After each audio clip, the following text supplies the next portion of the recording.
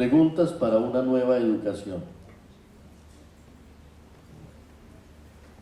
Cada cierto tiempo circula por las redacciones de los diarios una noticia según la cual muchos jóvenes ingleses no creen que Winston Churchill haya existido y muchos jóvenes norteamericanos piensan que Beethoven es simplemente el nombre de un perro o Miguel Ángel el de un virus informático.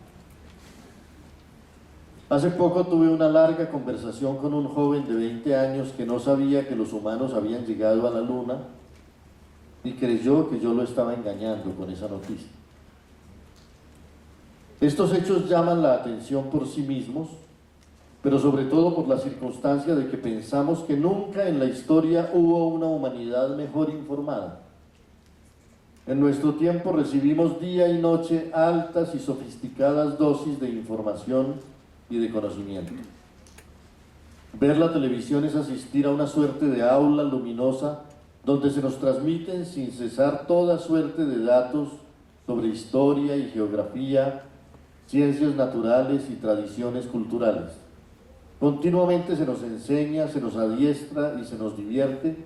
Nunca fue, se dice, tan entretenido aprender, tan detallada la información, tan cuidadosa la explicación. Pero ¿será que ocurre con la sociedad de la información lo que decía Estanislao Zuleta de la sociedad industrial? Que la caracteriza la mayor racionalidad en el detalle y la mayor irracionalidad en el conjunto. Podemos saberlo todo de cómo se construyó la presa de las Tres Gargantas en China, de cómo se hace el acero que sostiene los rascacielos de Chicago, de cómo fue el proceso de la revolución industrial, de cómo fue el combate de Rommel y Patton por las dunas de África. ¿Por qué a veces sentimos también que no ha habido una época tan frívola y tan ignorante como esta? Que nunca han estado las muchedumbres tan pasivamente sujetas a las manipulaciones de la información, que pocas veces hemos sabido menos del mundo. Nada es más omnipresente que la información. Pero hay que decir que los medios tejen cotidianamente sobre el mundo algo que tendríamos que llamar la telaraña de lo infausto. El periodismo está hecho sobre todo para contarnos lo malo que ocurre. De manera que si un hombre sale de su casa, recorre la ciudad, cumple todos sus deberes y vuelve apaciblemente a los suyos al atardecer, eso no producirá ninguna noticia. El cubrimiento periodístico suele tender sobre el planeta la red fosforescente de las desdichas. ¿Y algo se ha apagado? Como parte de la red fosforescente de las desdichas.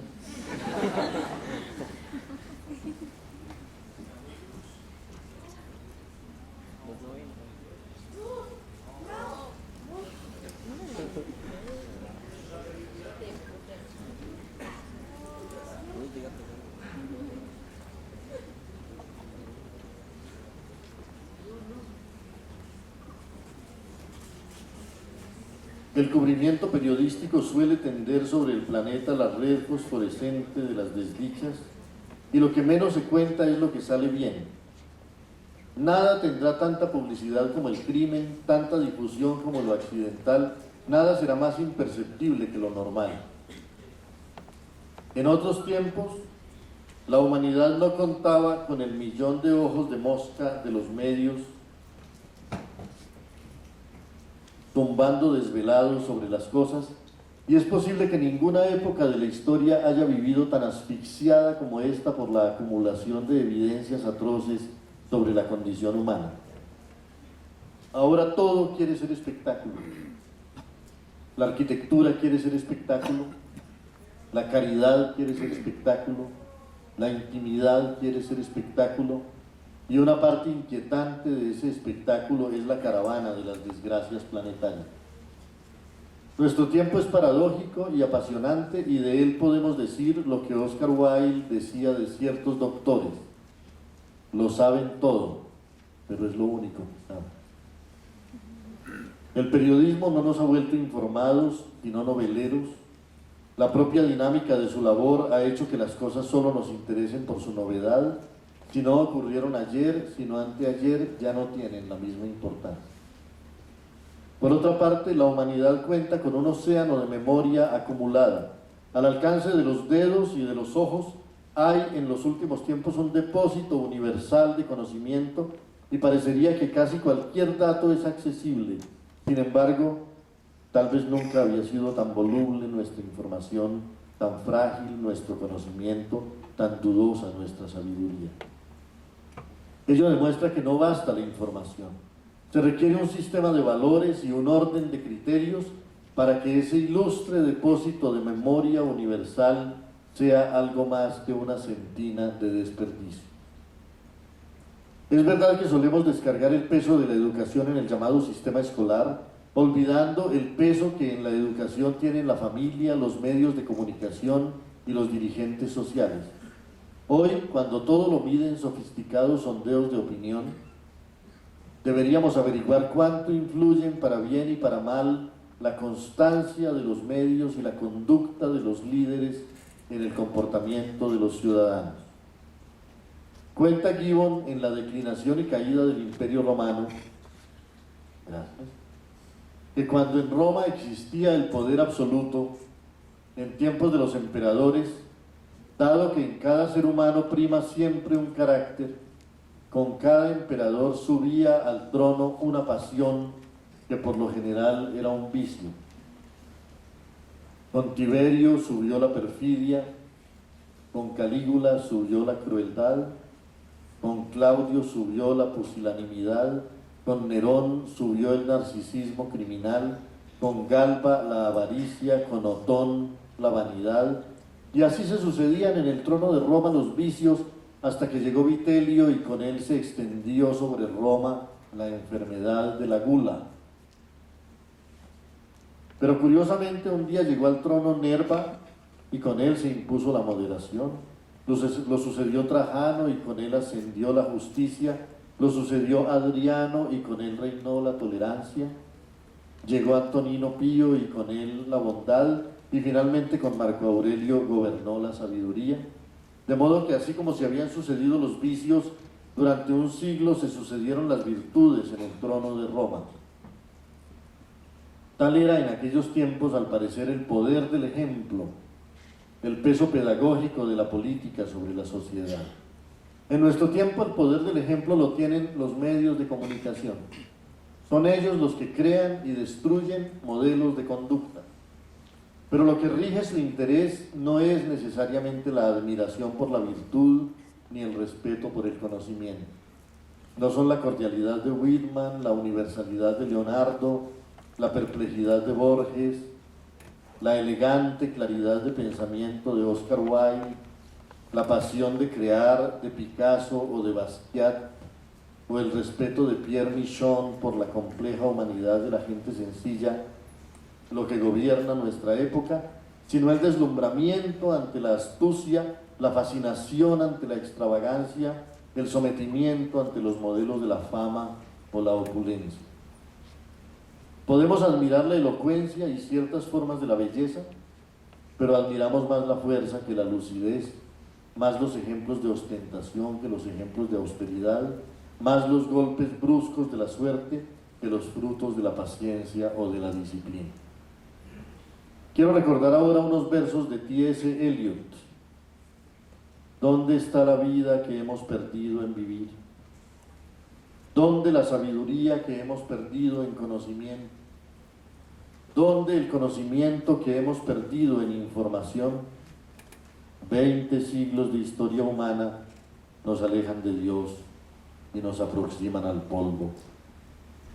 Es verdad que vivimos en una época que aceleradamente cambia costumbres por modas, conocimiento por información y saberes por rumores, a tal punto que las cosas ya no existen para ser sabidas, sino solo para ser consumidas.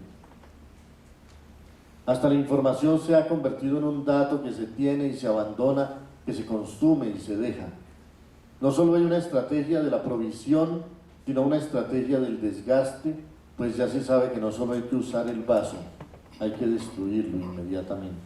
La publicidad tiene previsto que veremos los anuncios comerciales, pero también que los olvidaremos. Por eso las pautas son tan abundantes.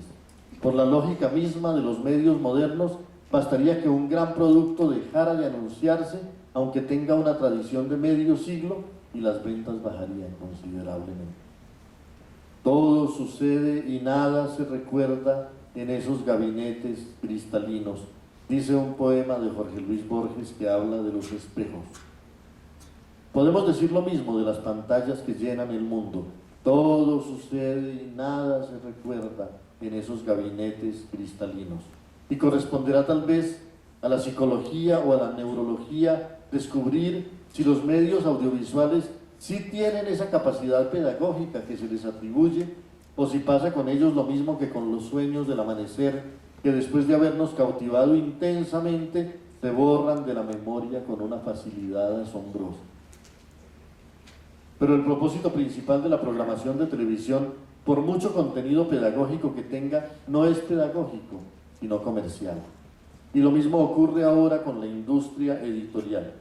Así los bienes que comercialicen sean bienes culturales, su lógica es la lógica del consumo y por ello les interesan por igual los malos libros que los buenos.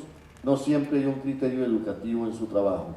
Un pésimo libro que se venda bien, a lo sumo puede ser justificado como un momento que ayudará a atenuar las pérdidas de los buenos libros que se venden mal.